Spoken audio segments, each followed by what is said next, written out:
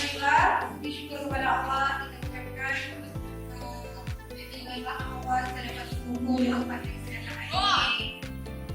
Salam alaikum, salam. Mari sama-sama kita sampaikan kita meneruskan karena semua serang. Karena kita pada hari ini sudah menjadi jiwa-jiwa yang menyentuh apa yang mengerti tentang Rasulullah. Kalau kita akan jangan lupa. Penghormatan saya kepada kepala sekolah, teman-teman yang bersedia hadir untuk menghadiri acara kami guru penggerak, calon guru penggerak dalam rangka penyebaran pemahaman budaya positif di sekolah kita ini. Baik, langsung ke acara kita, yaitu pembukaan yang akan disampaikan oleh Bapak Kepala Sekolah kita. Kepada Bapak kami persilakan dengan segala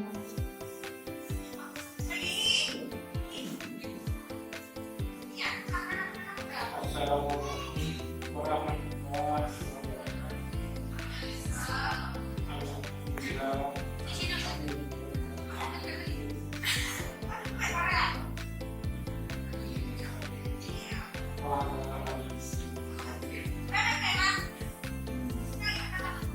Alhamdulillah.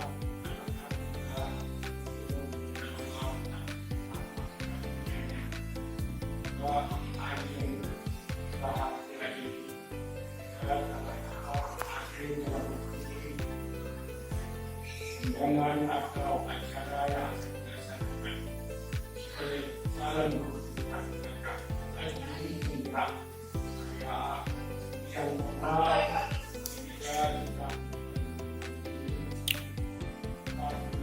Ôi, có mặt đi con. Kemudian salawat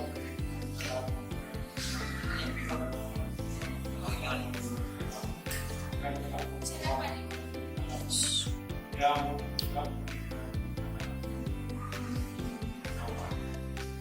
berikutnya salam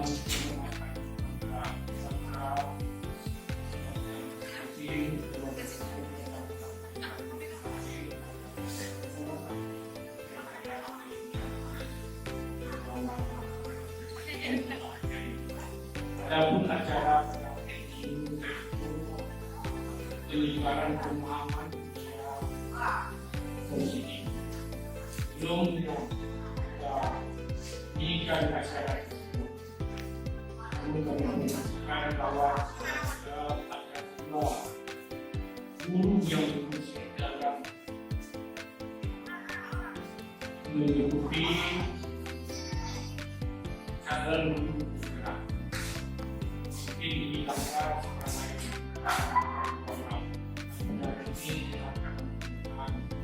beberapa acara yang akan dapat dilakukan, kemudian acara ini akan pada di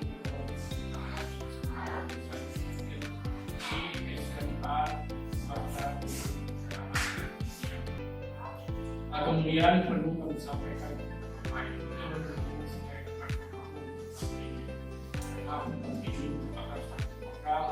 yang menangkal dari kemudian dari ikon, mereka yang tidak bisa sebutkan yang bisa menggunakan intensi dan sebagainya dengan adanya penyebaran pemahaman daya positif ini. Kapolri yang sekarang lagi melaksanakan dari nilai mensos dan di dalam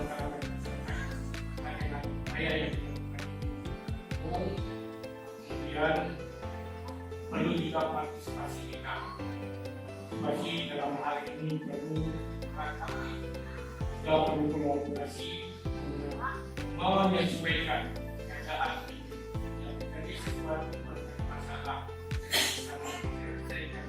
dengan kolaborasi atau dengan musyawarah mudah-mudahan depan acara ini bisa menghasilkan semua. Dengan demikian acara penyebaran pemahaman budaya positif dalam gerakan Bismillahirrahmanirrahim ini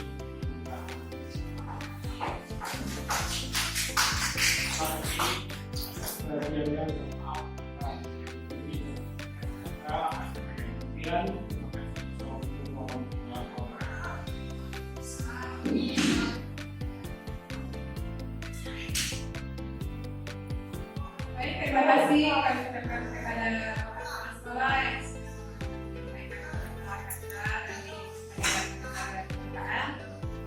Baik, untuk selanjutnya pemaparan penyebaran budaya positif akan disampaikan oleh Cikgu Ibu Nurul Jakarta.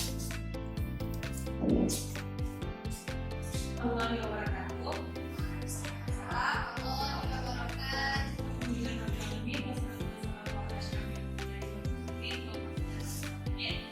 pertama-tama pilih syukur dari teman-teman yang kita sepakat sehingga hari ini bisa mengikuti penyebaran pemahaman budaya positif yang dilaksanakan di SMA Swasta Muda Al-Azhar. Kemudian salawat dan salam kepada junjungan kita dari Muhammad SAW yang telah membawa kita dari alam jadi lihat. Kata-kata penghormatan saya kepada kepala sekolah SMA Swasta Muda Al-Azhar, kemudian kepada wakil yang masing-masing serta kepada dewan guru dan staf tata usaha yang telah berkenan hadir mengikuti acara pada pagi hari ini. Teman-teman, Bapak Ibu semuanya, hari ini saya akan menyampaikan yaitu penyebaran pemahaman budaya positif yang telah saya pelajari selama hampir 2 bulan. Ya, tapi ini adalah modul 1.4. Ya, jadi bentuknya itu penyebaran pemahaman budaya positif. Jadi kita ingin tahu apa itu budaya positif di sekolah kita. Oke, kalau saya meneliti budaya positif ini materi kita hari ini ada 8. Yang pertama, perubahan paradigma belajar. Jadi sebelum kita tahu apa itu budaya positif, kita harus lebih tahu dulu perubahan paradigma belajar kita. Kemudian yang kedua, disiplin positif. Kemudian nilai-nilai kebajikan, kebutuhan dasar manusia, kemudian motivasi perilaku manusia, posisi kontrol, keyakinan kelas, dan segitiga restitusi. Apa jelas apa itu gambarnya?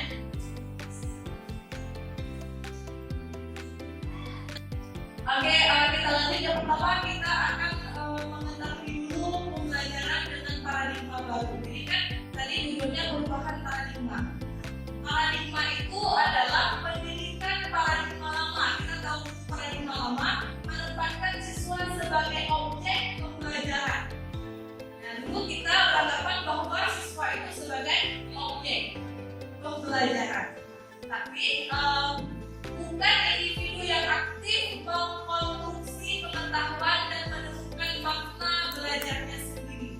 Itu adalah paradigma lama. Sedangkan paradigma baru adalah pembelajaran paradigma baru atau kurikulum merdeka merupakan pembelajaran yang berorientasi pada penguatan kompetensi dan pengembangan karakter yang sesuai dengan dimensi profil belajar Pancasila. Jadi kita tidak memandang anak didik itu sebagai individu yang ingin sebagai objek yang ingin kita bentuk, tapi kita memandang bahwa peserta didik itu adalah individu yang aktif, yang mempunyai keunikannya masing-masing. Ya, itu. Nah, kemarin kita sudah mengetahui bahwa profil Pancasila itu ada 6. Yang pertama, beriman bertakwa kepada Tuhan Yang Maha Esa, berakhlak mulia, kemudian mandiri, bernalar kritis, kreatif, gotong royong, dan berkebinekaan global. Itu tujuan kita sebenarnya. Ya. Nah, sekarang di sini ada miskonsepsi tentang teori kontrol. Jadi yang pertama, ilusi guru mengontrol murid. Jadi yang kita pahami sekarang, zaman dulu kita memahami bahwa guru itu yang mengontrol murid, ya kan? Kemudian yang kedua, ilusi bahwa semua penguatan positif efektif dan bermanfaat. Jadi semua penguatan positif yang kita terapkan di sekolah itu kita beranggapan itu efektif dan bermanfaat. Kemudian yang ketiga, ilusi bahwa kritik dan membuat orang merasa bersalah dapat menguatkan karakter. Kan sering kita membuat anak-anak itu merasa bersalah. Kenapa kamu seperti itu? Kamu nggak sayang ya sama ibu? Kita beranggapan bahwa itu menguatkan karakter anak. Pasti kalian itu seperti itu. Kemudian yang keempat, ilusi bahwa orang dewasa memiliki hak untuk memaksa. Jadi kita beranggapan bahwa kita sebagai orang tua yang sekolah kita berhak untuk memaksa murid. Itu sebetulnya ilusi yang selama ini kita pahami. Nah, kemudian di sini ada stimulus respon. Kalian bisa lihat. Di sini ada stimulus respon ke teori kontrol. Jadi kita berangkat kalau zaman dulu itu kita beranggapan ada teori yang namanya stimulus kontrol. Kemudian sekarang teori itu diubah menjadi teori kontrol. Nah, di sini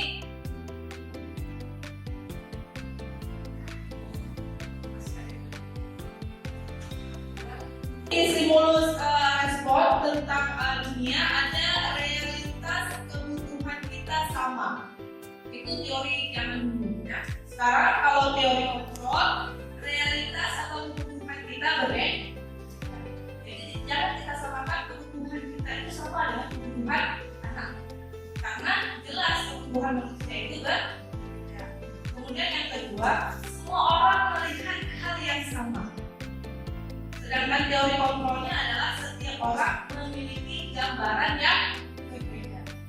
Kita melihat sebuah, misalnya kita mendengar penjelasan guru atau membaca sebuah paragraf, pemahaman si A dan si B itu pasti tidak sama. Kemudian yang ketiga, kita membaca, kita mencoba mengubah orang agar berpandangan sama dengan kita. Kan sering ya kita buat seperti itu. Yang ketiga, tapi teori kontrolnya adalah kita berusaha memahami pandangan orang lain tentang seperti tadi, semua manusia itu adalah unik, punya pembahasannya masing. Kemudian yang keempat, perilaku buruk dilihat sebagai suatu kesalahan. Sedangkan teori kontrolnya adalah semua perilaku memiliki tujuan. Jadi kenapa si anak itu misalnya benar, atau kenapa si anak ini kadang-kadang ke sekolah, pasti dia punya tujuannya. Ada maksudnya dia berbuat seperti itu. Ya, jadi jangan beranggapan, oh ya kalau ini salah harus kita buat salah. Tidak, tapi harus kita cari tahu kenapa dia berbuat seperti itu. Kemudian selanjutnya, orang lain bisa mengontrol saya.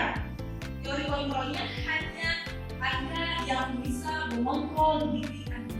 Jadi kita nggak bisa mengontrol orang lain. Kenapa kita bisa mengontrol siswa? Ya karena siswa itu mau dikontrol. Tapi ada masanya siswa itu sudah tidak mau dikontrol. Karena kenapa? Karena setiap individu yang mengontrol dirinya sendiri. Tapi kok saya kok bisa mengontrol si A? Si A itu memberi, dia itu mau dikontrol oleh kita. Kemudian selanjutnya, pemaksaan ada pada saat bujukan gagal. Kita bujuk nih siswa. Kalau siswa nggak mau dibujuk berarti kita paksa. Ya kan? Itu stimulus responnya. Sedangkan teori kontrol, kolaborasi dan konsensus menciptakan pilihan-pilihan baru. Jadi jangan kita paksa, tapi harus kita kolaborasi dengan siswa ataupun dengan orang-orang dalam masyarakat. Jadi sesama guru ya. Kemudian selanjutnya, model berpikir menang kalah. Kalau dulu kita berpikirnya ya kalau kalah pasti menang, kalau menang ya kita kalah, kan? Tapi sekarang enggak. Model berpikir menang. Jadi tidak ada lagi kalah. Jadi tidak ada lagi kalah menang sekarang. Jadi menang apapun solusi dari setiap permasalahan pasti punya kemenangan dan menang. Ya. Pertanyaan Bapak Ibu sebelum kita lanjut? Ya, kita lanjut dulu ya. Oke, kemudian materi selanjutnya yaitu disiplin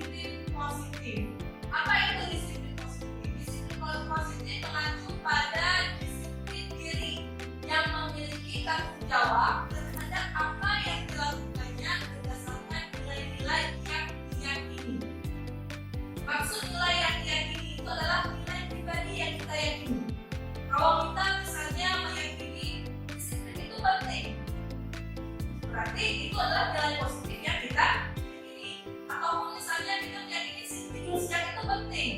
Berarti stimulus yang penting itu adalah nilai positif yang diyakini oleh individu. Ini kembali kepada individu masing-masing. Jadi nilai positif saya mungkin berbeda, nilai positif dari Bu Edi atau nilai positif yang diyakini oleh Bu Desti. Itu masing-masing individu ya. Kemudian disiplin positif adalah suatu pendekatan untuk menerapkan disiplin dari dalam diri anak tanpa dan jadinya. Nah itu poinnya. Jadi disiplin positif itu adalah pendekatan untuk menerapkan disiplin dalam diri, bukan paksaan, bukan hukuman, juga bukan berupa hadiah. Jadi kalau anak tidak disiplin kita kasih hukuman, itu berarti bukan dalam diri dia, kita paksa ya dia melakukannya. Ataupun misalnya kalau tidak mengerjakan tugas tidak dapat hadiah nih dari ibu, bisa kan? Berarti dia disiplinnya mengerjakan tugas, tapi bukan dari dalam diri pribadi dia. Itu karena paksaan ya. Nah, lanjut. Sebagai pendidik, tujuan kita menjadikan peserta didik yang memiliki disiplin positif dalam diri supaya mereka berperilaku mengacu pada nilai-nilai kebajikan universal dan memiliki motivasi intrinsik dalam perubahan perilaku ke arah yang lebih baik. Nah, di sini nilai-nilai kebajikan universal itu apa? Jadi apa yang kita yakini? Contoh misalnya disiplin, tepat waktu, kemudian kebersihan dia, kemudian apalagi sopan, teliti, itu merupakan disiplin positif yang universal yang diyakini oleh setiap manusia. Kemudian di sini memiliki motivasi intrinsik, maksudnya motivasi yang timbul dalam diri dia sendiri dengan kesadaran si anak sendiri, bukan dengan paksaan kita. Nah di sini kebutuhan manusia. Kita lihat kebutuhan dasar manusia merupakan unsur-unsur yang dibutuhkan oleh manusia dalam mempertahankan keseimbangan fisiologis maupun psikologisnya yang bertujuan untuk mempertahankan kehidupan dan kesehatan. Itu maksud daripada kebutuhan dasar manusia. Nah sekarang kita lihat ada berapa kebutuhan dasar. Ada berapa di sini Bapak Ibu? Ada 5. Jadi 5 kebutuhan dasar manusia. Yang pertama yaitu bertahan hidup. Jadi kita perlu makan, berpakaian, tempat tinggal, keamanan dan kesehatan. Kedua ada kasih sayang dan rasa diterima, yaitu rasa diterima diperlukan berbagi kerjasama menjadi bagian dalam sebuah kelompok. Jadi dalam sebuah komunitas misalnya di sekolah ada guru yang menyendiri, berarti ada kebutuhannya yang tidak terpenuhi.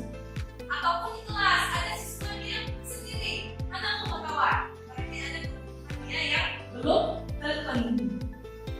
Kemudian yang ketiga kebebasan, itu harga diri, keinginan untuk dianggap, memimpin, berprestasi, diakui dan didengar. Kan anak-anak kita itu perlu diakui, ya kan? Misalnya anak udah buat PR nih atau buat tugas disampaikan, tapi kita nggak ada pun kita uji dia, ataupun tidak ada pun kita lihat dari bayang dia. Berarti nanti dia itu membuat tingkah laku yang membuat kita tahu kalau dia itu tidak dihargai atau tidak dipedulikan. Kemudian selanjutnya yaitu penguasaan, yaitu mandiri, memiliki pilihan, mencoba hal baru, mampu mengendalikan arah diri. Jadi kadang-kadang itulah makanya siswa itu kadang-kadang tidak bisa kita paksakan, dulu tidak kita, karena siswa itu punya pilihannya sendiri. Dia bisa mandiri. Kemudian yang selanjutnya yaitu kesenangan seperti bermain, humor, antusias dan tertawa. Jadi 5 kebutuhan dasar manusia itu yang harus memang terpenuhi. Karena kalau misalnya kita lihat anak didik kita yang misalnya kebutuhannya tidak terpenuhi, jadi kelima kebutuhan ini kita tidak penuhi, maka pasti tingkah anak itu ada yang salah. Jadi kalau kita lihat kenapa anak itu sendiri atau kenapa anak itu di kelas, pasti kebutuhan dia itu tidak terpenuhi. Ada kebutuhan dari 5 kebutuhan ini yang tidak terpenuhi. Jadi kita selidiki kebutuhan mana dia yang kurang. Itu yang kita ya. Oke, lanjut. Kemudian di sini ada motivasi Yang pertama, untuk menghindar ketidaknyamanan dan hukuman. Ya kan? Kenapa anak ini kadang-kadang misalnya pergi sekolahnya cepat? Belum tentu dia itu termotivasi dalam diri dia. Kadang-kadang dia pergi sekolah cepat supaya dia tidak dihukum oleh gurunya. Ada yang seperti itu. Ataupun kenapa guru ini datangnya cepat supaya tidak ditegur oleh kepala sekolah. Ada yang seperti itu, ya. Ataupun karena mungkin di sini dipotong atau nggak ada sertifikasinya. Ada ya yang model seperti itu. Jadi dia berangkat dia disiplin itu karena takut hukuman. Ya. Kemudian yang kedua yaitu untuk mendapatkan imbalan penghargaan dari orang lain. Kenapa si A rajin? Anak ini rajin. Karena mungkin kita sudah menjanjikan hadiah untuk dia. Makanya kita datang ke sekolah. Kan ada. Tapi kalau kita di pelajarannya paling kita dengan ujian. Kalau anak SD itu berangkat cepat ke sekolah dia dapat bintang. Jadi bintang itu adalah imbalan.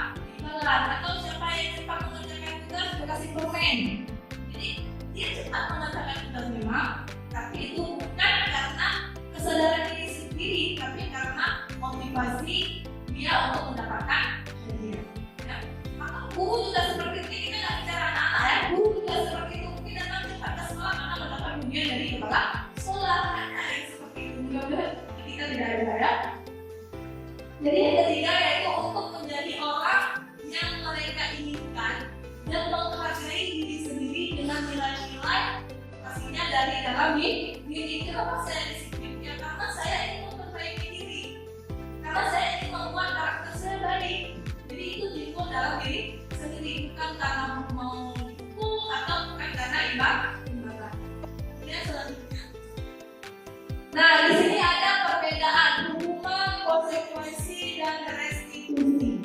Apa itu hukuman? Jadi hukuman itu adalah tidak terencana atau dia tiba-tiba. Nah, anak datang ke sekolah telat, hukumannya apa? Ambil sampah. Itu tiba-tiba kan? Nah, tidak terencana. Apakah si anak nggak tahu kalau dia ada hari ini sampah, kita suruh ambil sampah. Kemudian yang kedua, murid tidak tahu apa yang terjadi atau tidak dilibatkan. Seperti yang katakan tadi. Jadi kalau siswa terlambat bisa suruh ambil sampah, itu kan terjadi tiba-tiba. Tidak tahu apa hukumannya yang menanti di sekolah. Kemudian yang ketiga bersifat satu arah. Itu cuma guru yang memberikan hukuman, siswa tidak. Kemudian yang keempat berupa hukuman fisik dan psikis. Ya, jadi hukumannya itu bisa berupa fisik. Contoh misalnya kita suruh ambil sampah, kita suruh nyapu lokal, gitu ya, itu fisik. Kemudian berupa itu kita kata-katain dia, kita marahi, itu juga merupakan hukuman. Kemudian konsekuensi, apa konsekuensi? Konsekuensi itu adalah terancam, disepakati sesuai peraturan. Itu adalah konsekuensi. Misalnya kita bilang ke anak sebelum dia pertama masuk sekolah, ini kalau telat, ibu suruh kutip sampah ya. Jadi walaupun si anak itu datangnya telat, dia sudah tahu apa konsekuensinya. Kalau datang telat berarti saya disuruh kutip sampah. Itu perbedaan antara hukuman dan konsekuensi.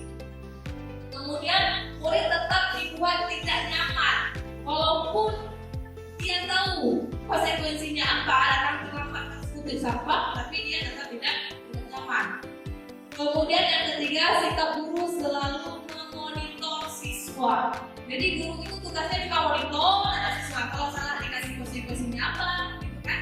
Lagi menyelidiki kita guru.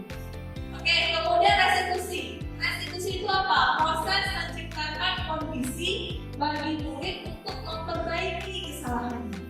Jadi kalau misalnya ada ibu kemarin yang kami buat video dengan Ibu Jun, itu merupakan proses restitusi. Jadi si anak ini kita sebagai guru menciptakan murid memperbaiki kesalahannya. Kita ajak murid itu berdiskusi, kemudian kita memberikan solusi kepada permasalahan. Kemudian yang kedua yaitu proses kolaborasi dengan mengajak murid untuk mencari solusinya sendiri. Jadi kita ajak siswa itu berdiskusi, kemudian kita temukan masalahnya apa, baru kemudian sama-sama dengan siswa kita cari solusi dari masalahnya. Nanti juga diketahui nanti kalau kita akan belajar langkah-langkah restitusi itu seperti apa. Kemudian di sini ada 5 posisi kontrol. Jadi kita bisa mengontrol orang sebetulnya. Jadi ada 5 posisi kontrol kita. Yang pertama sebagai pembungkus. Jadi kita bertindak sebagai pembungkus. Misalnya ada siswa datang ke sekolah, pakai sepatu warna hitam, langsung kita screen. Buka sepatunya. Kamu sudah melanggar peraturan sekolah. Jadi kamu seharian ke sekolah jalan kaki tidak menggunakan sepatu. Itu adalah posisi kita pembungkus. Kemudian yang kedua yaitu membuat rasa bersalah terhadap siswa. Salah siswa kita ngajar nih, siswa nggak kita kasih tugas dan siswa nggak membuat tugasnya. Jadi kita bilang ke siswa, kamu kok seperti ini, kamu tidak sayang sama ibu capek, ibu ngajar masa kamu buat ibu seperti itu. Setiap tugas ibu nggak pernah kamu kerjakan. Itu merupakan posisi membuat rasa bersalah, sebuah rasa bersalah. Kemudian yang ketiga sebagai teman. Jadi posisi kita adalah sebagai teman. Ayo kerjakan tugasnya nanti bantu ya sambil tertawa. Nggak bisa saya mau berperan nanti ibu bawa nih kamu, ibu bantu kamu, ibu dulu di samping kamu supaya kamu bisa sambil tertawa, ya? Atau sambil senyum-senyum. Itu adalah posisi sebagai teman. Kemudian yang selanjutnya yaitu posisi sebagai pemantau. Jadi kita mantau siswa. Kalau siswa nggak pakai dasi, konsekuensi pakai dasi apa misalnya? Kalau kamu nggak pakai dasi, hukumannya apa? Konsekuensinya apa? Jadi kita pantau siswa. Kalau siswa nggak buat tugas, berarti harus buat tugas di lapangan misalnya. Itu adalah posisi teman. Kemudian, yang kelima posisi kontrol sebagai manajer. Jadi kita membangun komunikasi dengan siswa. Jadi nanti langkah-langkah manajer itu ada di langkah-langkah restitusi. Jadi kita lihat bagaimana posisi kontrol sebagai manajer ya.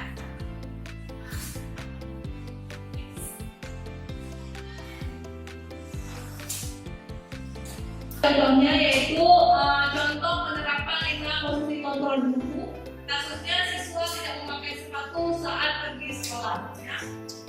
Posisinya bagaimana? Lepas sepatumu, kamu seharian tidak boleh memakai alas kaki di sekolah. Itu adalah contoh kita dulu sebagai pembungku. Kemudian yang kedua, membuat rasa bersalah seperti yang saya katakan tadi. Berapa kali ibu sudah memberitahu untuk memakai sepatu ke sekolah, kamu selalu mengecewakan ibu. Jadi anak-anak itu kita buat bersalah. Ya. Kemudian selanjutnya, nah di sini sebagai teman, ayo dong taati aturan sekolah, bantu ibu ya kali ini untuk membuat sekolah kita tertib dan sekali pakai sepatu sekolah. Itu posisi sebagai teman. Jadi kita ajak siswa itu untuk berdiskusi dengan cara yang enak ya. Kemudian yang ketiga sebagai tempat sebagai pemantau yaitu kamu sudah melanggar peraturan sekolah. Kamu tahu konsekuensinya. Setelah ini kamu langsung menjumpai guru BK misalnya. Itu adalah posisi sebagai pemantau. Kemudian yang selanjutnya yang terakhir yaitu posisi sebagai manajer, yaitu contohnya itu adalah apa kamu tahu kesalahanmu, bagaimana kamu memperbaiki kesalahan yang telah dilakukan yang melanggar kegiatan sekolah. Itu adalah posisi sebagai manajer.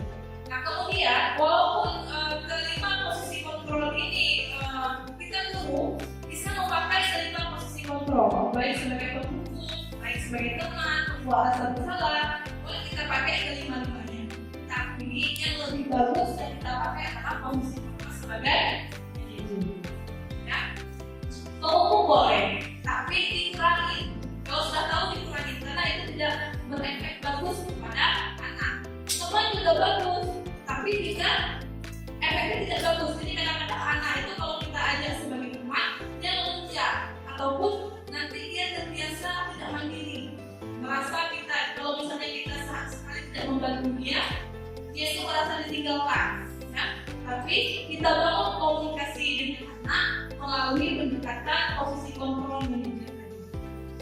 Nah di sini posisi kontrol apa?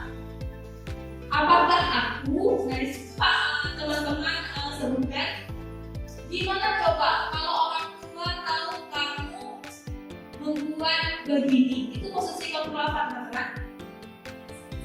Membuat rasa. Kemudian yang kedua, sanksi atau konsekuensi apa? Itu sebagai memantau. Kemudian lanjut, ayo bantulah demi Bapak ya. Itu posisi sebagai oke. Kemudian apa yang kita yakini? Itu posisi kontrol sebagai manajer. Kemudian selanjutnya kamu selalu saja salah. Itu posisi kontrol sebagai penghukum. Jadi itulah bahasa pasar ya, bahasa kita, pendekatan kita terhadap anak. Nah di sini kita lanjut ke materi selanjutnya yaitu keyakinan kelas. Mengapa harus keyakinan kelas, tidak peraturan kelas? Jadi sekarang itu kan kalau misalnya kita masuk kelas ada yang namanya peraturan kelas, ada peraturan sekolah. Sekarang diubah bahasanya menjadi keyakinan kelas atau keyakinan sekolah. Nggak boleh lagi pakai kata peraturan. Nah, dengan adanya keyakinan kelas yang disusun bersama antara guru dan murid, maka semua akan mengupayakan untuk menjalankannya sebagai langkah awal membangun budaya positif di sekolah. Jadi, kenapa keyakinan tidak peraturan? Keyakinan itu dibuat oleh dua belah pihak. Kalau keyakinan kelas berarti dibuat antara guru dengan siswa. Kalau keyakinan sekolah berarti seluruh keluarga sekolah buat, termasuk pengawas di situ, kemudian wali murid, kepala sekolah, dewan guru dan juga murid. Ya, jadi itulah beda antara peraturan dengan keyakinan. Kalau peraturan kan kalau peraturan kelas berarti guru aja yang buat, siswa nggak tahu apa-apa, ada kontribusinya dalam pembuatan ya. Kemudian pembentukan keyakinan kelas. Keyakinan kelas bersifat lebih abstrak daripada peraturan yang lebih rinci dan konkret. Ya, ciri-cirinya. Kemudian keyakinan kelas merupakan pertanyaan-pertanyaan universal. Kemudian yang ketiga, pernyataan keyakinan kelas senantiasa dibuat dalam bentuk positif. Kata-katanya harus positif. Kalau dulu peraturan kelas dilarang datang terlambat ke sekolah, itu peraturan. Tapi kalau keyakinan keyakinan kelas itu bersifatnya positif, contohnya ke sekolah tepat waktu. Jadi ada positifnya di situ. Ataupun misalnya dilarang berkata-kata kasar, itu adalah peraturan. Kalau keyakinannya apa? Bertutur bahasa dengan sopan. Atau misalnya dilarang merokok, kan ada ya peraturan dalam merokok. Berarti keyakinannya apa? Kalau dilarang merokok? Ya, merokok membahayakan kesehatan. Dan itu adalah kata-katanya. Jadi peraturan itu kata-kata yang memerintah, tapi kalau keyakinan kata-kata yang bersifat positif. Kemudian selanjutnya, keyakinan kelas hendaknya tidak terlalu banyak sehingga mudah diingat dan dipahami oleh semua warga sekolah. Selanjutnya, keyakinan kelas sebaiknya sesuatu yang dapat diterapkan di lingkungan tersebut. Semua warga kelas hendaknya ikut berkontribusi dalam pembuatan keyakinan kelas lewat kegiatan curah pendapat, jadi diskusi seperti itu. Kemudian yang terakhir, bersedia meninjau kembali keyakinan kelas dari waktu ke waktu. Jadi kita tinjau, jadi keyakinan kelas itu ataupun keyakinan sekolah itu dapat mengubah. Untuk lebih jelas tentang keyakinan kelas, ini sudah saya buat di kelas 1. Jadi bisa Bapak Ibu simak di keyakinan kelas yang sudah saya buat.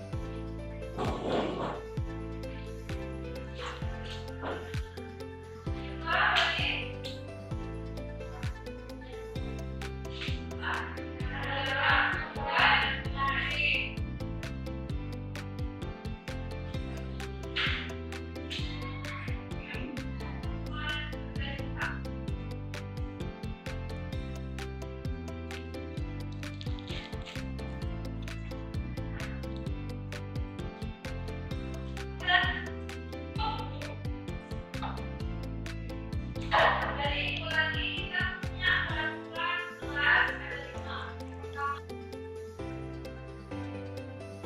Yang kedua adalah kebutuhan prioritas. Yang ketiga memakai dan sekolah lengkap. Kemudian yang keempat pergi ke sekolah tepat waktu. Kemudian yang kelima bikin pertemuan bersama sekolah. Itu adalah peraturan yang sudah kita tahu.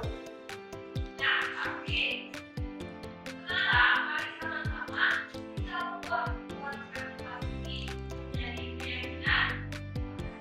Ya, nah sekarang anak-anak itu di sini ada 5 peraturan. Jadi kita kalian masing-masing membuat 5 keyakinan. Jadi misalnya kalau dikasih kita 5 keyakinan, ya, 5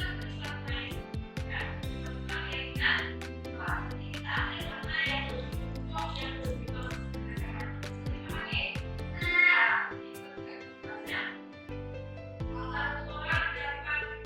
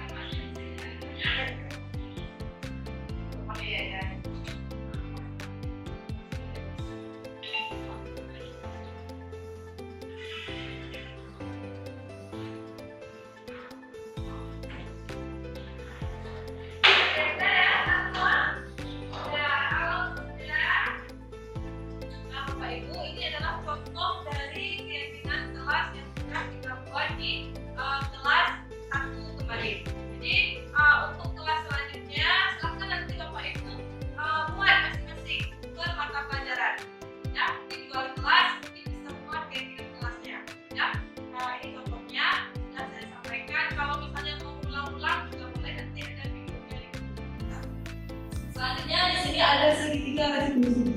Apa itu segitiga restitusi? Di segitiga restitusi itu adalah suatu proses dialog yang dijalankan guru untuk menciptakan kondisi bagi murid memperbaiki kesalahan mereka sehingga mereka bisa kembali pada kelompok mereka dengan karakter yang lebih kuat.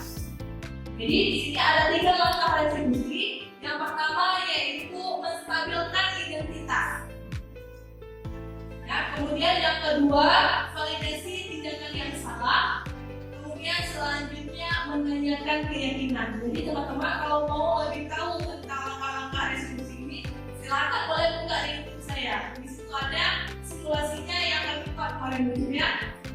Secara rinci kami membuat videonya dengan anak-anak di sekolah, masuk siswa ya yang berbeda kita. Jadi kami buat simulasi langkah-langkah restitusi bagaimana kita mencari solusi dari permasalahan si anak. Jadi ada dialog-dialognya di situ. Apa langkah menstabilkan identitas. Jadi kalau anak-anak itu punya masalah secara emosi, jadi kita stabilkan dulu emosinya. Kemudian baru kita validasi tindakannya salah atau betul itu. Kalau salah berarti kita cari solusi dari permasalahannya. Nah di sini ada langkah-langkah yang pertama tadi itu menstabilkan identitas. Apa itu menstabilkan identitas? Mengubah identitas gagal karena melakukan kesalahan menjadi identitas sukses. Jadi kata-katanya di sini berbuat salah itu tidak apa-apa. Itu juga pernah melakukan kesalahan. Untuk kesalahan itu adalah manusiawi. Tinggal bagaimana kita memperbaiki kesalahan. Kata-katanya seperti itu. Kemudian di sini ada langkah validasi tindakan yang salah. Itu memahami kebutuhan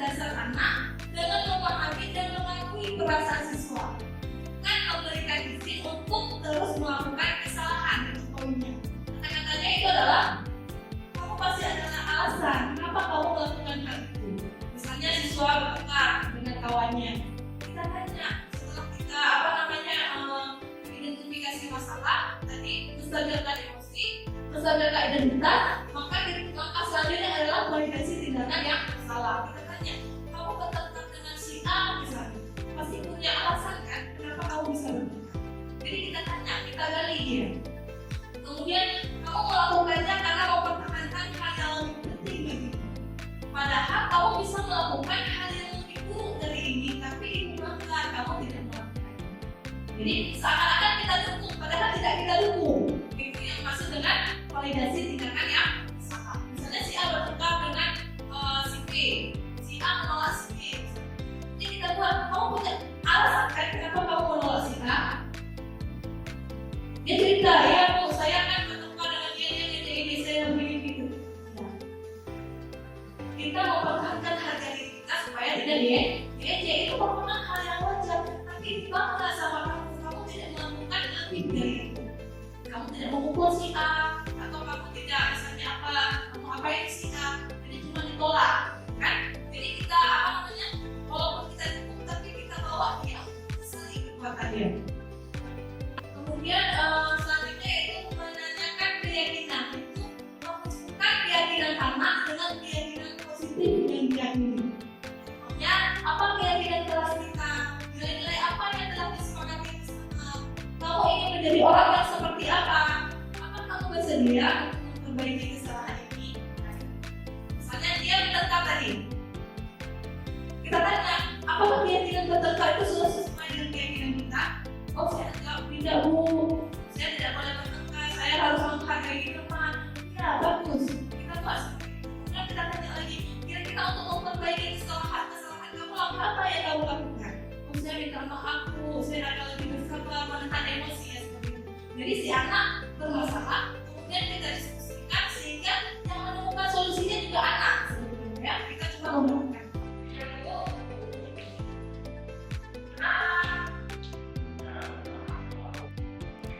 Tadi kita sekolah jam berapa? Baik. Kita sekolah jam berapa? Dari rumah atau sekolah pada jam berapa?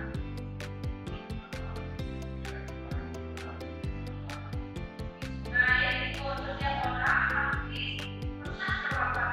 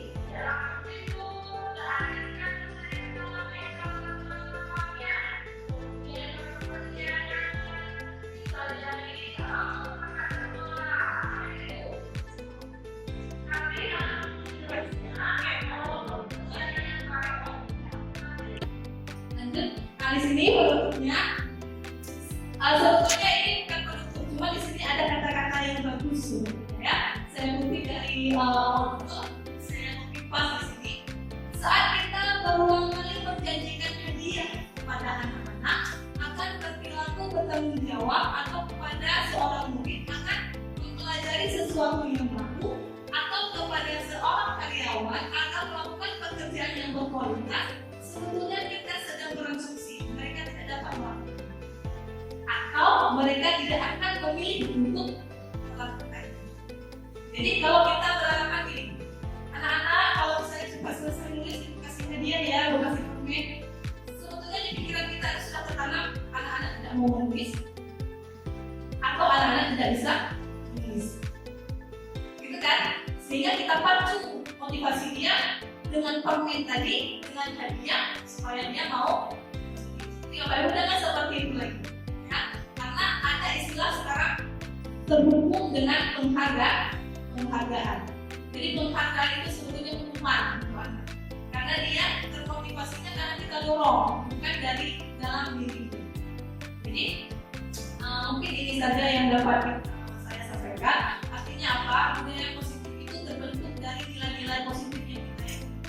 Kalau kita berbuat positif kepada anak, kemudian anak itu sudah terbiasa melakukan hal yang positif, maka akan terbentuklah budaya positif di sekolah kita. Jadi berangkat dari kita dulu, kemudian kita salurkan ke anak-anak melalui keyakinan kelas, ya. Kemudian keyakinan kelas itu dijalankan dengan baik, nilai-nilainya selalu kita jalankan sehingga kebiasaan-kebiasaan itu akan menumbuhkan budaya positif di sekolah kita. Jadi semuanya mulai dari diri kita, bukan dari saya sebagai calon guru penggerak atau bukan dari kepala sekolah sebagai pemimpin sekolah menjalankan sekolah, bukan juga dari Ucup sebagai rekan saya.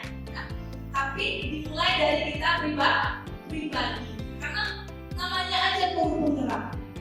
Kami ini tidak bisa menggerakkan teman-teman kalau teman-teman juga tidak mau bergerak, ya kan? Jadi harus ada motivasi dari dalam diri kita dulu untuk menerapkan budaya positif ini semua. Jadi hal inilah yang dapat saya sampaikan. Kurang saya minta maaf. Mudah-mudahan materi ini bisa menjadi sebuah ilmu baru buat teman-teman. Saya akhiri. Assalamualaikum warahmatullahi wabarakatuh.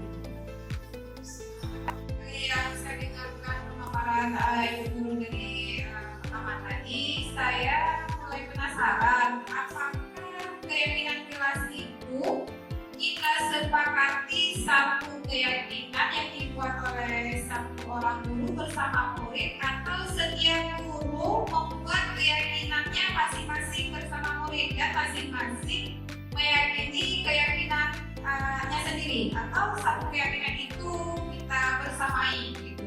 Terima kasih. Assalamualaikum warahmatullahi wabarakatuh. Baik, langsung saya jawab ya. Mungkin ada teman-teman nanti yang mau berdiskusi juga boleh ya. Jadi sepemahaman saya maksudnya samanya aja keyakinan. Ya. Keyakinan itu berarti hal-hal yang kita yakini bersama. Artinya kalau itu keyakinan kelas, berarti dia didukungnya oleh wali kelas. Ya.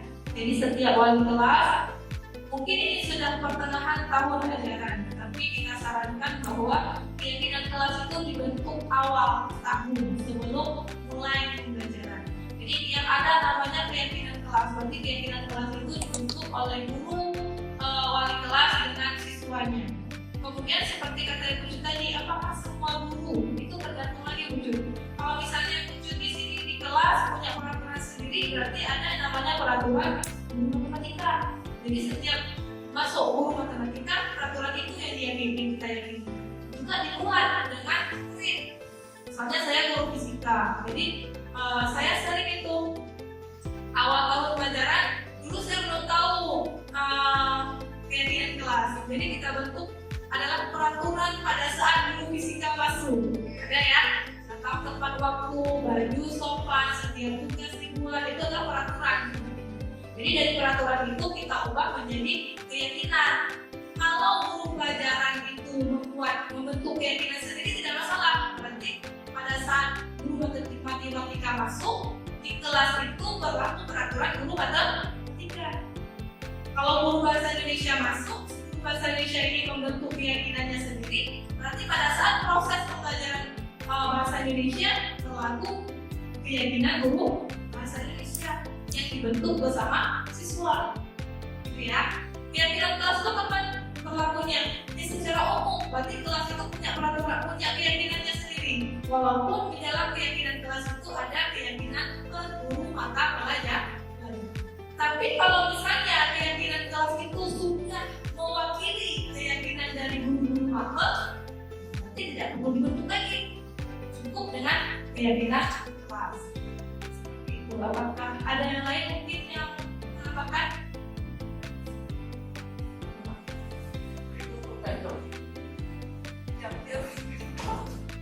Assalamualaikum warahmatullahi wabarakatuh. Assalamualaikum. Terima kasih kepada teman-teman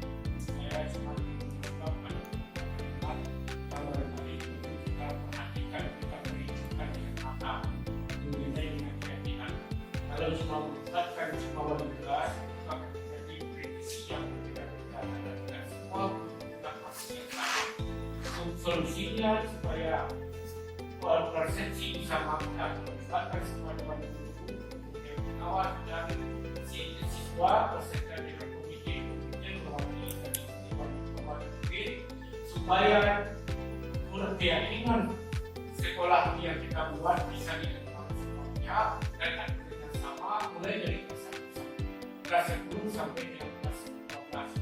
Jadi dalam aturan kalau nanti masing-masing guru masing-masing mata pelajaran ini akan menjadi kontradiksi. Jadi itu juga tergantung pada siswa, keyakinan siswanya. Kalau siswanya lebih cenderung kepada guru tersebut, dia maka aturan keyakinan pada guru tersebut diikuti. Karena yang lain kita akan ikuti kita akan bergerak. Nah ini segala salah. Kemudian ada pertanyaan sama tadi disebut kalau itu yang terkait dengan satu bagia dan dengan masa disiplin.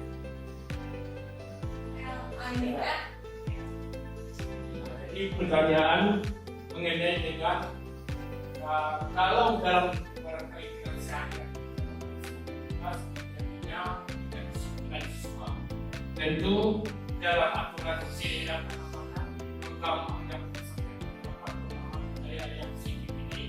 tidak ada istilah adanya mantan yang sementara siswa untuk meyakini siswa itu perlu ada aturan, ada ketegasan dan ketegasan itu ada dengan aturan itu ada hukuman, ada sanksi. Kalau tidak ada hukuman dan sanksi itu sulit karena barangkali keyakinan siswa itu dia percaya pada yang dia yakini, sementara dalam aturan dan praktiknya apa yang yakini dalam sehariannya di sekolah.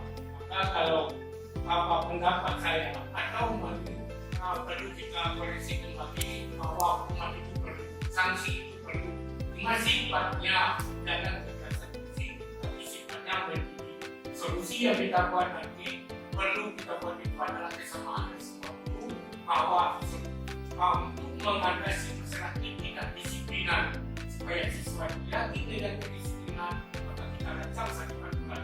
Ini contoh kejadian setiap saat, setiap hari yang kita alami, siswa kita jalan dari tempat tinggal dengan sekolah hanya hitungan meter, katakanlah 20 meter. Tapi datang ke sekolah hampir rata-rata jam 8.30. Dalam aturan kita adalah jam 7.45 siswa sudah berada di sekolah. Nah, ini perlu kalau pada itu masukkan hukuman tentang kita pertahankan, sanksi kita berikan, hadiah itu boleh kita kesampingkan karena sebab pekerjaan anak dia berkurang sesuatu bukan karena keyakinan dirinya tapi karena diri. Jadi ini penerimaan ini kalau kita bicarakan kalau dalam budaya sini perlu kita kaji sebab apa kalau bisa ada hukuman agak sulit. Contoh sekarang bagi yang sertifikasi harus menyediakan restoran pembelajaran 3 tahun, kemudian PKB 3 tahun, kemudian ditambah dengan SK pembagian tugas ya. Kalau itu tidak ada bukti, tidak dapat, tidak disiplin, itu kan namanya pemaksaan. Tapi kita berpikir bahwa sesuatu yang diberikan itu bukan pemaksaan, tapi bagian dari didikan atau karena kita belum terbiasa. Kalau sesuatu kita biasakan seperti tadi, kita perlu jadi pemantau.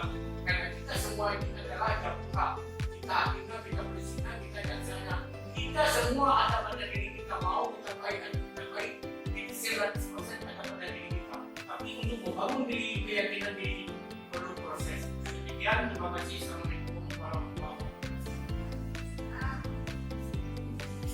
Terima kasih kepada Pak yang telah menanggapi hasil diskusi kita hari ini. Jadi saya menambahkan bahwa di sini ada motivasi perilaku manusia.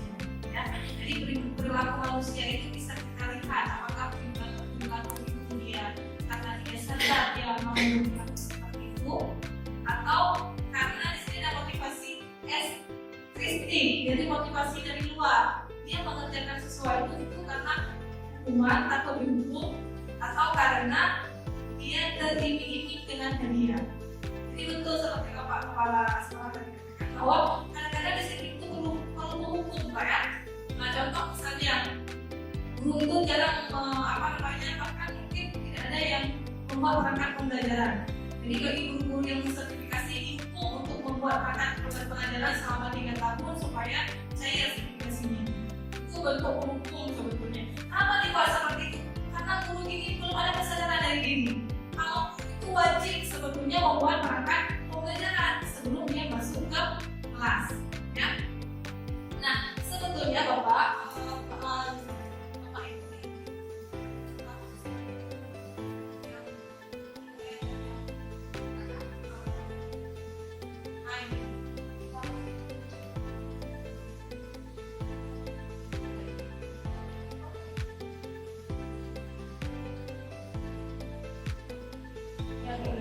ada satu lagi yang temannya di bawah itu manajer, ya.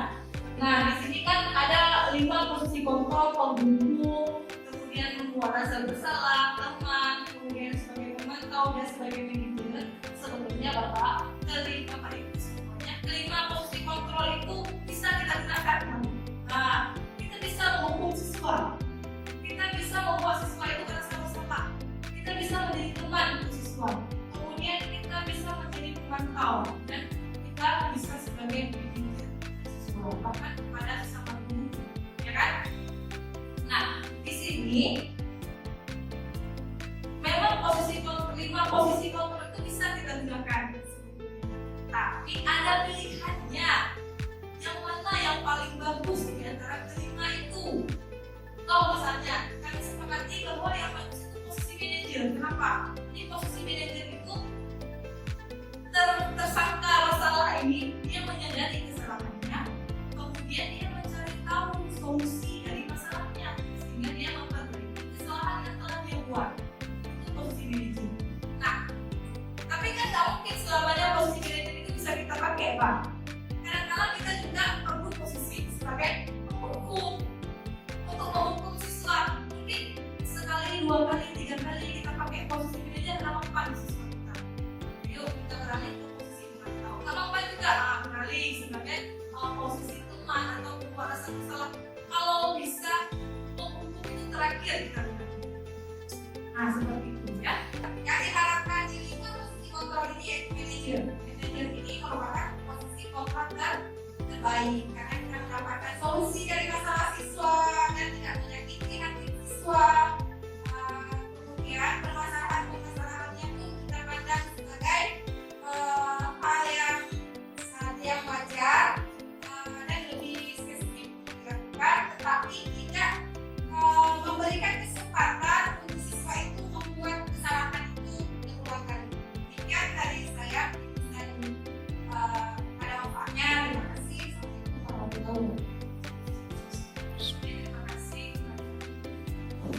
Terima kasih kepada Bungsu yang telah mendapatkan paparannya. Mudah-mudahan ini bisa diterima dan bermanfaat untuk kita. Dan terima kasih juga kepada Pak Kepala Sekolah tadi yang telah keyakinan kelas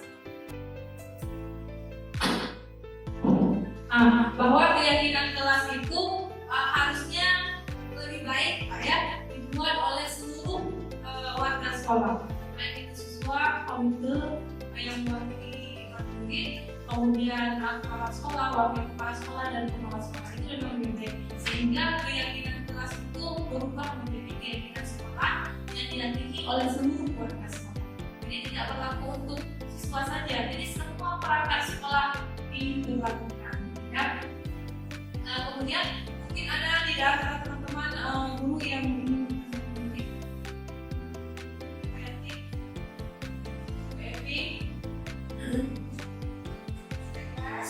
sudah jelas, sudah ya.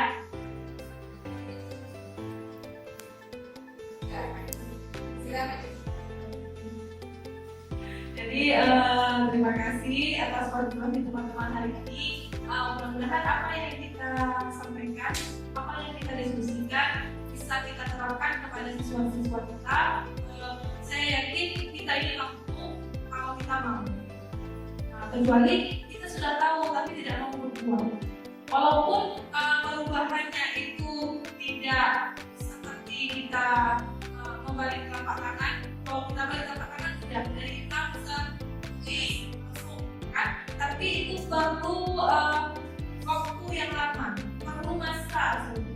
ya. Tapi kalau itu kita gunakan ataupun kita buat secara konsisten, insya Allah sekolah kita akan menjadi sekolah yang baik, ya. Dan murid kita juga akan menjadi murid yang terbaik, ya. Mungkin kalau kita lihat sekarang banyak murid kita yang malas pergi sekolah. Kenapa dia malas pergi sekolah? Karena nggak ada motivasi dalam diri. Dia pergi sekolah itu karena kita panggil ke tempatnya, ataupun kita jemput nih, atau disuruh dipaksa sama gurunya, sama gajinya sering, ya seperti itu. Jadi tidak ada motivasi dalam diri. Jadi tugas kita sebagai guru adalah membangkitkan motivasi yang ada pada diri siswa. Nah, caranya bagaimana? Caranya adalah untuk memenuhi kelima kebutuhan dasar manusia. Jadi kalau kebutuhan dasarnya itu sudah terpenuhi semuanya, insya Allah motivasinya itu sudah ada. Karena sebetulnya siswa itu bukan malas pergi sekolah, bukan tidak mau pergi sekolah, tapi dia belum tahu tujuannya di sekolah itu apa. Kalau dia sudah tahu tujuannya, sudah tahu manfaatnya di sekolah, insya Allah dia akan berangkat dengan sendirinya ke sekolah. Ya, karena kenapa? Sudah tertanam di jiwa dia kalau sekolah itu penting, belajar itu penting. Jadi tugas kita itu sebetulnya untuk membangkitkan motivasi positif dalam diri siswa dan membentuk karakter sehingga berbudaya, menjadi budaya yang positif. Sekian Bapak Ibu, saya akhiri. Mudah-mudahan sekali lagi ilmu yang saya sampaikan ini bermanfaat untuk Bapak Ibu. Kemudian terima kasih juga kepada kepala sekolah dan rekan guru yang sudah mendukung acara pembelajaran budaya positif di rumah sekolah. Saya akhiri. Assalamualaikum warahmatullahi wabarakatuh.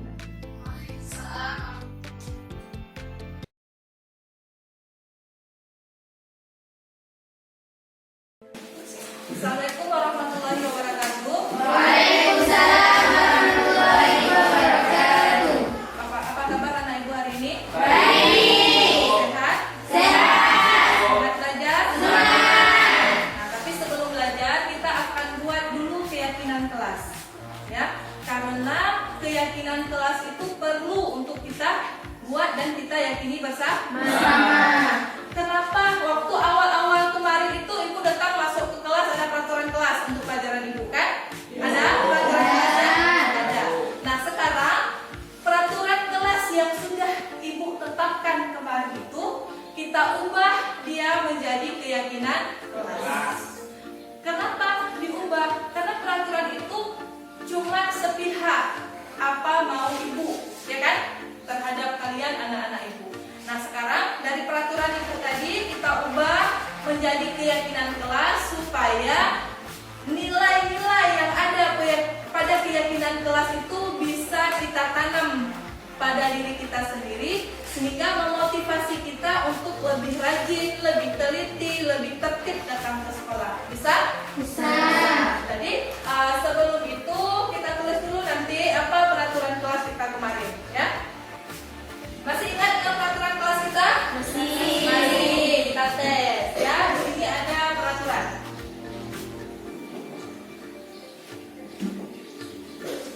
Apa yang pertama peraturan kelas kita? Menghormati guru dan sesama teman sekelas. Apa? Menghormati Teman sekelas. guru dan teman sekelas. Oke.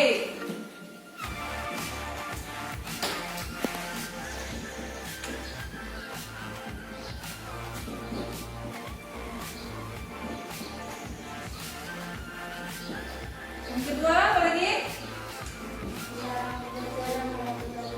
Apa? Dilarang membuat oke.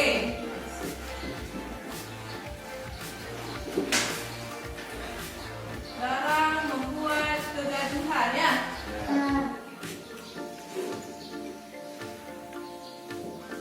Nomor 3 apa? Memakai atribut sekolah. Menggunakan Atribut sekolah.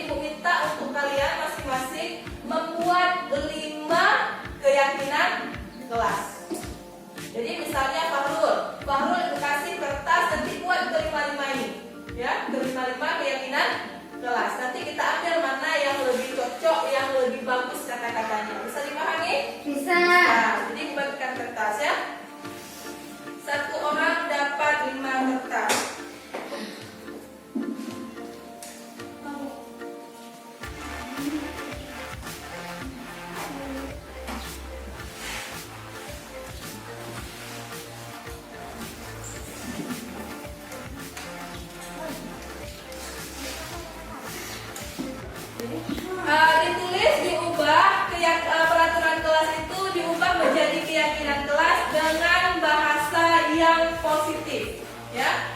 Ngerti ya? Nggak ada lagi katanya dilarang, tidak ada lagi di situ harus. Hilangkan kata-kata itu. Jadi ubah kalimatnya menjadi kalimat yang positif.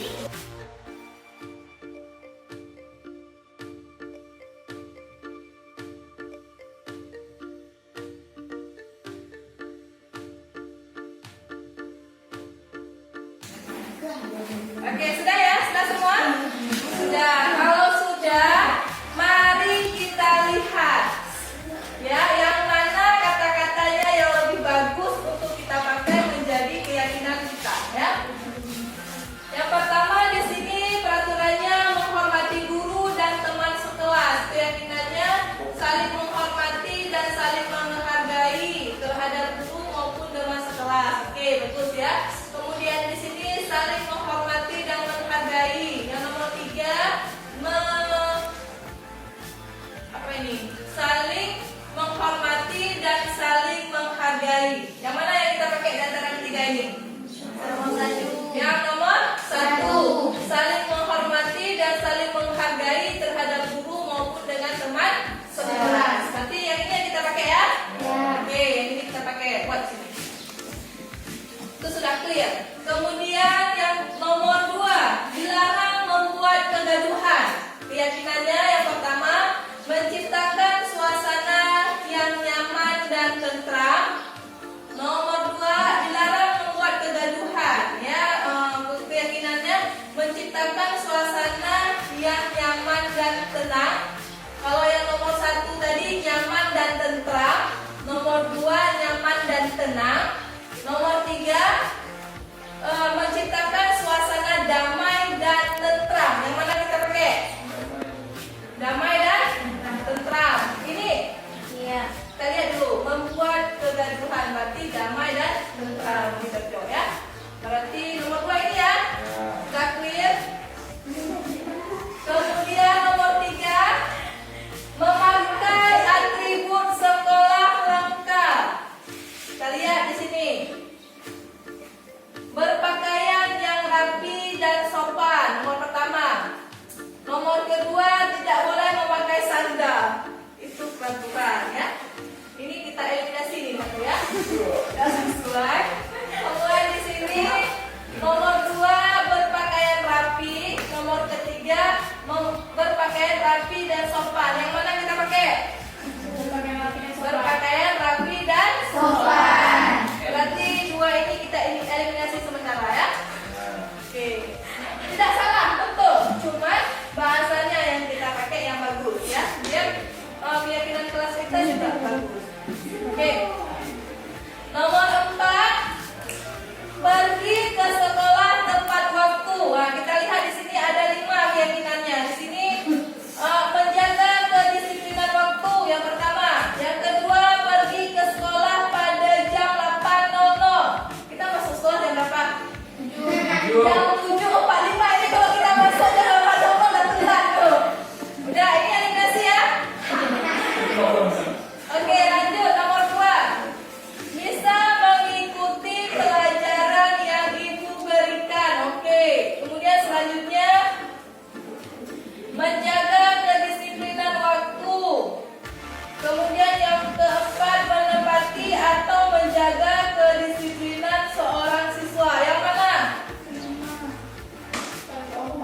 Nomor 4. Menjaga kedisiplinan waktu. Menjaga kedisiplinan waktu.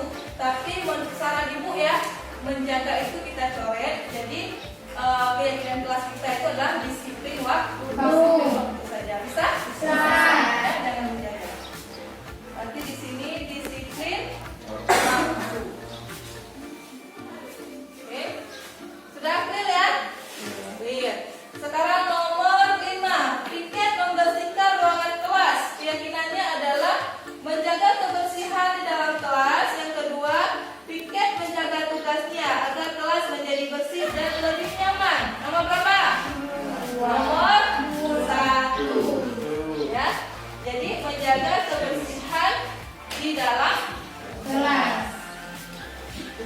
kata siapa? Piket yang pokoknya, tapi semua warga sekolahnya. Oke, berarti kita sudah punya berapa keyakinan kelas? 5. Sudah punya 5 keyakinan kelas. Yang pertama yaitu saling menghormati dan saling menghargai terhadap guru maupun dengan teman sekelas. Yang kedua, menciptakan suasana damai dan tentram. Kemudian yang ketiga, berpakaian rapi dan sopan. Kemudian yang keempat, disiplin waktu. Kemudian yang kelima, menjaga kebersihan di dalam kelas. Sepakat? Sepakat. Yakin dengan keyakinan kelas kita? Yakin. Mau ditaati? Mau. Oke, berarti kita akan menempelkan. Nah, di sini berarti kita akan tempelkan keyakinan kelas kita yang sudah kita sepakati di kertas ini. Kemudian kita tempelkan di dalam kelas supaya semua kita bisa lihat. Kalau misalnya ada yang lupa-lupa nanti, nah, lihat kembali. Kalau kelas kita itu punya keyakinan yang harus kita patuhi, kita yakini bersama. Bisa? Bisa. Nah, itu tempel sekarang.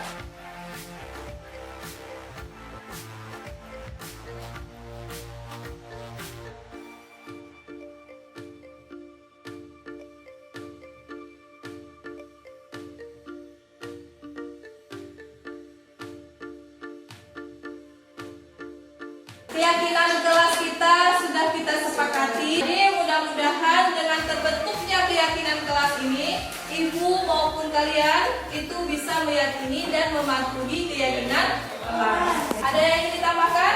Tidak. Sudah setuju semua? Sudah. Oke, kalau sudah setuju kita akhiri. Mudah-mudahan dari ibu dan kalian itu bisa meyakini keyakinan kelas yang sudah kita sepakati bersama. Bu akhiri, assalamualaikum warahmatullahi wabarakatuh. Waalaikumsalam.